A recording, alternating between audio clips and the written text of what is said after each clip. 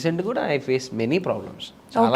నేను చాలా వరకు ఫేస్ చేశాను. రవికి కూడా తెలుసు, ఓకే, రవి గాడికి తెలుసు, మా ఇద్దరు కామన్గా ఉండేవాడే చేసాడు, బా అది కూడా తెలుసు వాడికి. అప్పటి నుంచి ఏదైనా అన్నా మనసులో పెట్టుకుంటే సైలెంట్గా ఎవరిని కలవను.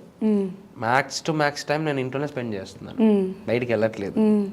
మనకి ఎందుకు దొరుకుతారు వీళ్ళు కదా.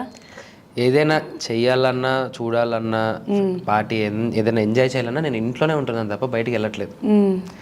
ఎందుకురా పోవడం, పోయి ఎక్కడో కూర్చొని ఏదో మాట్లాడి ఆడేదో అనడం, నేనేదో చెప్పడం, నేను నోరు జారినో వాడు నోరు జారో తెలియదు, దీన్ని తీసుకెళ్ళి ఇంకో వాడి దగ్గర చెప్పడం, దాన్ని ఒక రాంగ్ సర్క్యులేట్ చేయడం, మరి తీసుకొచ్చి నాకు 90 mm దింపడం.